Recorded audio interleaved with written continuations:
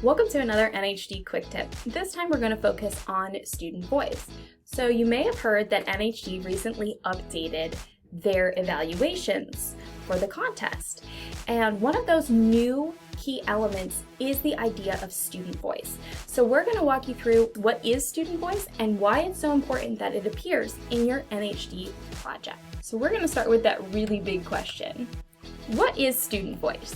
So student voice refers to your ideas and analysis, your argument and your supporting analysis must be clear in your project. And you can find a full definition of student voice on page 12 in the new NHD contest rulebook, which you can find and download at nhd.org/rules. So we're going to take you through some really quick tips on student voice. So the first thing is there's a really important word in that definition of student voice. And that important word is your, okay? We're focusing on what you have to say, not what anyone else has to say, though that is important too, but what you have to say. It needs to be your argument and it needs to be your research. So that leads into that next tip, secondary sources. Secondary sources should be used, they should not be relied on. So secondary sources should support or enhance your NHD project. However, if you are relying too much on a secondary source, they tend to take over a project, right? And that important word of your tends to disappear. Now, historians and what they write are really key components of any NHD project, but they cannot be the major focus. It has to be your research, not a scholar's research. We know what those scholars have said.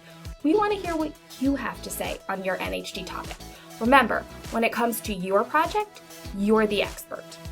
So to walk you through what we mean by reliance on secondary sources versus using secondary sources, we have a little bit of an example set up for you. And this example focuses on an extremely popular topic in NHD land, that is Brown v. Board of Education, 1954. So for this example, we will be doing an exhibit project. So you can see on this exhibit, we have the title Brown v. Board of Education 1954, and you can see we have it divided by background, thesis, short-term impact, and long-term impact.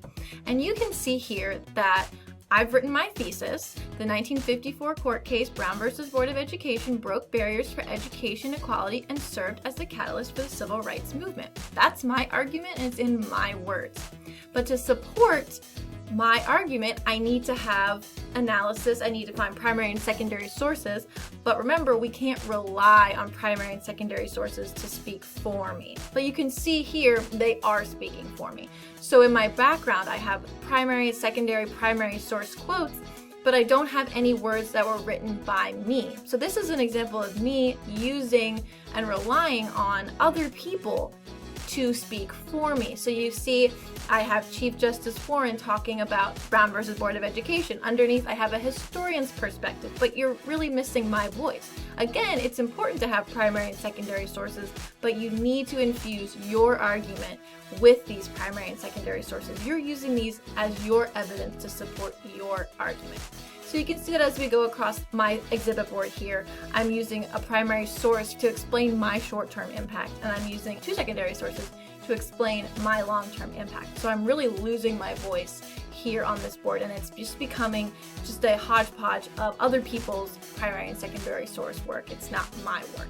So I know analysis is important, but maybe we should define what analysis is and why it is just as important as having those primary and secondary sources in our project.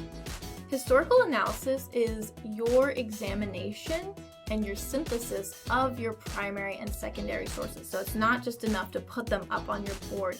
You need to tell us how these sources fit into your argument like a puzzle. So you need to tell us how each of these pieces fit together to support your argument, your historical argument, your thesis statement. So once we do that, we move from just having a board with primary and secondary sources to a complete puzzle at the end.